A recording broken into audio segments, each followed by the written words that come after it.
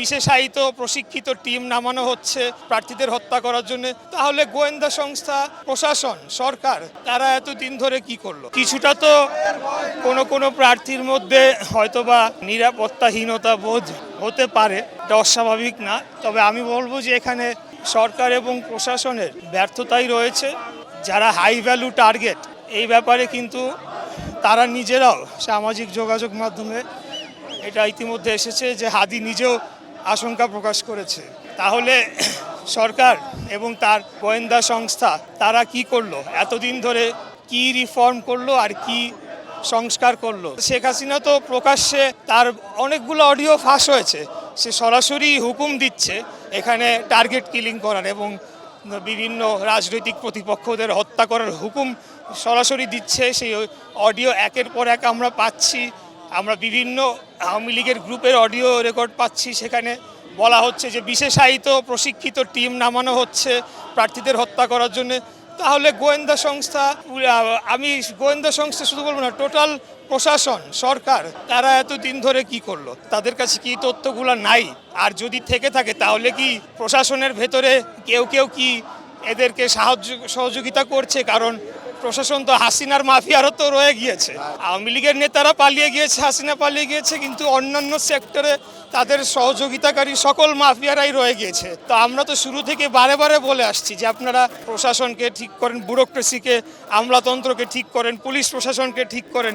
এখানে তো এই সরকার সেগুলো ভ্রুক্ষেপ করে নাই, সেটারই একটা আমরা প্রতিফলন দেখতে পাচ্ছি। তবে আমাদের নেতা দেশনায়ক জনাব তারেক রহমান উনি যেটা গতকাল বলেছেন, আমরা সরকারকে সম্পূর্ণরূপে সহযোগিতা করার জন্য প্রস্তুত রয়েছি। আমি মনে করি বাংলাদেশ জাতীয়তাবাদী দল একটি দায়িত্বশীল এবং বৃহত্তম রাজনৈতিক দল হিসেবে এখন আমাদের দায়িত্ব রয়েছে যে কিভাবে আমরা পরিস্থিতিকে শান্ত স্বাভাবিক রেখে কিভাবে আমরা আওয়ামী লীগ ইস্যুটা ডিল করব এবং একটা সুষ্ঠু সঠিক নির্বাচনের মাধ্যমে গণতান্ত্রিক সরকারের কাছে শান্তিপূর্ণভাবে রাষ্ট্র ক্ষমতা হস্তান্তর হবে সেটি নিশ্চিত করবে। আরেকটা বিষয় আমি বলবো যে এই ধরনের নোংরা রাজনীতি যে দলগুলা করছে, যে আমাদের সিনিয়র নেতা এবং শুধু আমাদের সিনিয়র নেতা না, বাংলাদেশের একজন প্রবীণ নেতা জনাব মির্জা আব্বাস, উনি যখন হাদিকে দেখতে গেলেন তখন সেখানে একটি গ্রুপ তারা বিভিন্ন ধরনের স্লোগান দিল। পরবর্তীতে ইনকিলাব মঞ্চের নেতাই সেটা লাইভে এসে বলেছে যে সেই একই ব্যক্তি, একই গোষ্ঠী যখন জামাতে ইসলামীর আমির উনি যখন গেলেন তখন তারা নারায়ে তাকবীর স্লোগান দিল। তো এই ধরনের নোংরা রাজনীতি বন্ধ করতে হবে। বাংলাদেশ জাতীয়তাবাদী দলের প্রত্যেকটি নেতাকর্মী আমরা ঐক্যবদ্ধ রয়েছি, আমাদের মধ্যে কোনো বিভেদ নাই।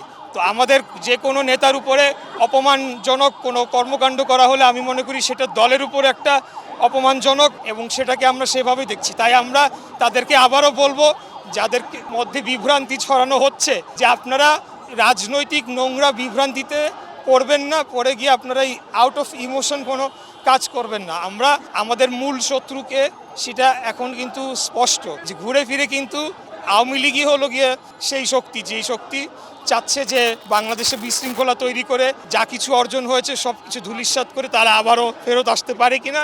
তাই এটিকে মোকাবেলা করার জন্য আমাদেরকে সবাইকে ঐক্যবদ্ধ থাকতে হবে এবং এইসব নোংরা রাজনীতি, কাদা ছোড়াছড়ি রাজনীতিটা বন্ধ করতে হবে।